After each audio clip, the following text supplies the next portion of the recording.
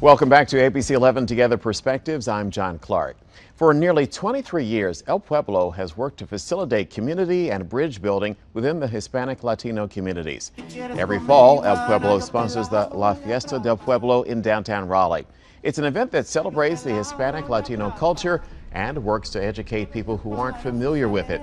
But the rest of the year, El Pueblo's work is much more serious.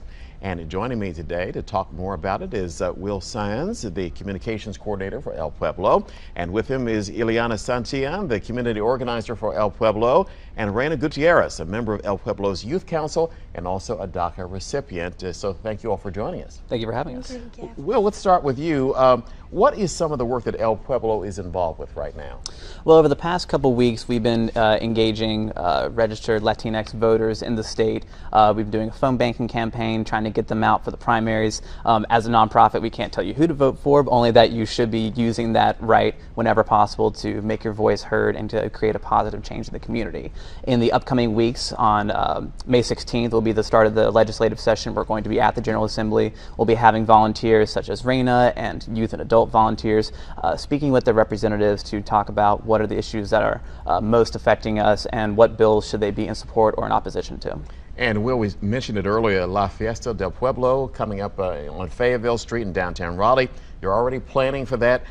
Can people still get involved? Is it too late to get involved with it? No, we actually just opened up the registration process this week. There are no tickets involved. Anyone who wants to bring their families can just attend the festival without a problem. It's free. For people who are who have bands, who are artists, nonprofits, food vendors, they can visit www.elpueblo.org and they can go through the registration process. It's very straightforward, so that they can join us on Sunday, September 23rd. All right, very good. The beard looks good, by the way. We saw you earlier without it, but looks good. Now, Ileana, let me ask you about the upcoming General Assembly session. What will be some of the big issues the Latino community will be addressing when the legislature returns?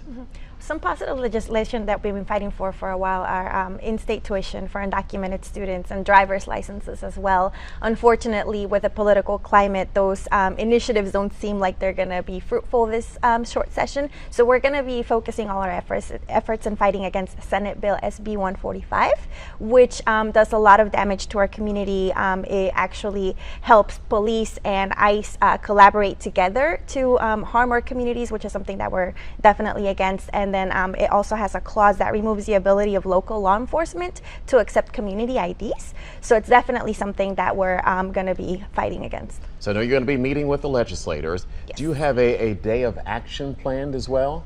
We're going to be going at least once a week starting May 16th. So we're going to be joining organizations like Equality NC. There's going to be an oral health day, but we're going to be going as a group of immigrant rights organization on June the 20th. So that's going to be our biggest advocacy day, but we plan on being there as much as possible. Now, DACA is a federal issue, but is there any state help available for DACA recipients? Not at this time. However, we do, we're going to continue to fight for a Clean Dream Act. We've seen legislation that, hints at helping us, but we really, really want a Clean Dream Act. And locally, I think that, passing legislation that would help undocumented students go to college at a decent rate, in-state tuition, I think that would be ideal. All right. And speaking of students, that leads us to Reina. How has the uncertainty about DACA impacted your life? Well, I'm a junior in high school right now, and as my friends plan to go to college, I don't even know if I'm going to college. Like, I don't even know what my future is going to be like because I don't know what my legal status is going to be. I can't even drive safely knowing that maybe one day I won't have my permit or my license. Now, you're a young person. You said you're still in high school, but I know you're doing some things now to influence people and get the word out about DACA and how it's impacting so many people here. Yeah. You and some of the other young people your age who are working on this.